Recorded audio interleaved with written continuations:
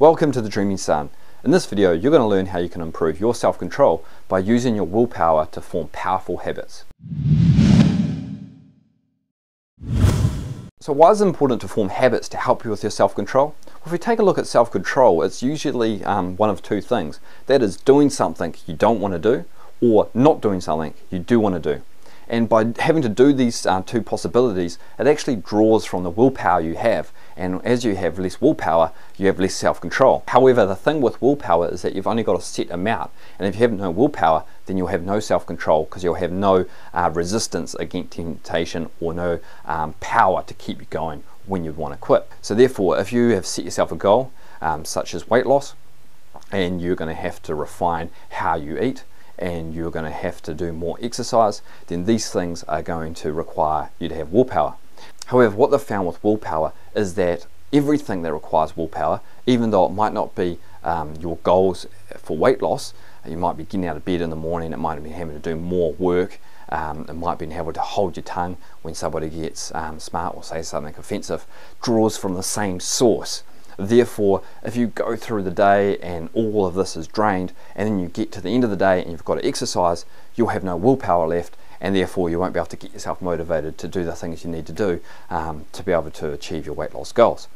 Therefore, the way around this is to be able to use what little willpower you do have every day to start forming habits.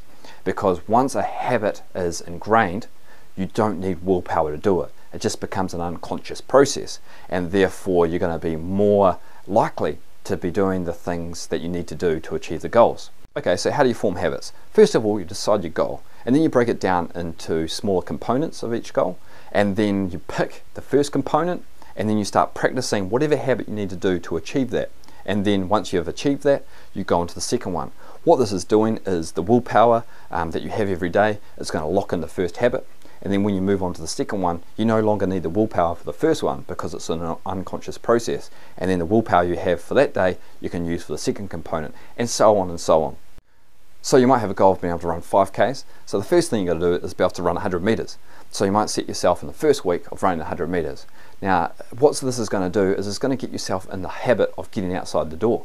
Because once you are outside the door, things become easier. It's often the thing of getting on your shoes and opening the door and getting out that's the hardest part. And if you think, I've got to run 5Ks, then that's too daunting and you don't even start.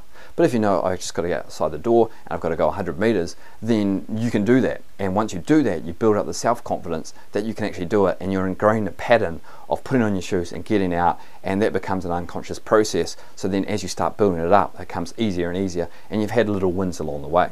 So what if you're struggling to make the changes to your habit? Well, I suggest you go check out my video on the 3 mindsets that can influence your ability to change by clicking the link on the screen. Okay, so moving forward, the key takeaway point is don't rely on your willpower, which is finite, to be able to achieve your self-control goals. I suggest you pick one habit at a time and start small and keep repeating it until you move on to your second one. Also, I suggest you start practicing meditation. This is the master habit to develop for self-control. It's also great for improving your ability to manage stress, impulse control, and self-awareness. So if you want to check that out, click the link below and that'll take you through to my Mastering Meditation 10-part video course, which you'll get free access to. And it'll teach you the 4 most powerful but easy to learn meditation techniques.